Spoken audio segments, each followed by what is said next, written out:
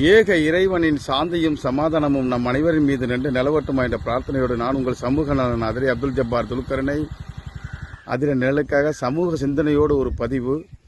நம்ம கிழக்கு கடற்கரை சாலையில், அதாவது ஈசிஆர் ரோட்டில் நம்ம நிற்கிறோம். எந்த இடம்னு சொன்னோமாக்கா, திருத்துறைப்பூண்டியிலிருந்து நாச்சிக்குளம் டு முத்துப்பேட்டை அந்த செல்லக்கூடிய வழியில் மிகவும் அருமையாக அந்த சாலையை செப்பனிட்டு கொடுத்தாங்க.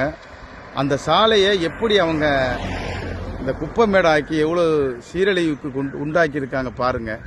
இதே போல் ஏன் இந்த கிழக்கு கடற்கரை சாலையை இப்படி பண்ணுறாங்க?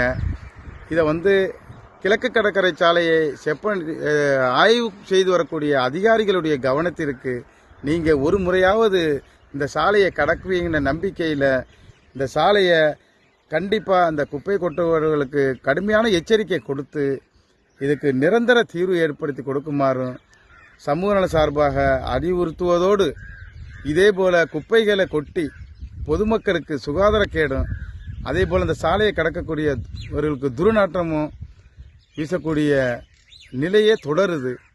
இது மிகவும் கவலை அளிக்குது. சமூக சிந்தனையான பதிவு.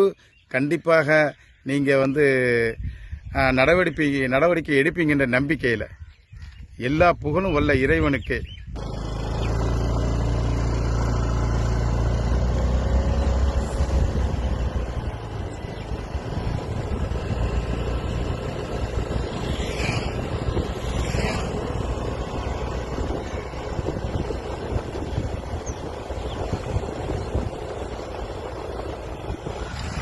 அதிர நிலையில் ரிப்போர்ட்டு 16/11/2024 சனிக்கிழமை 11:35 மணிக்கான ரிப்போர்ட் தான்.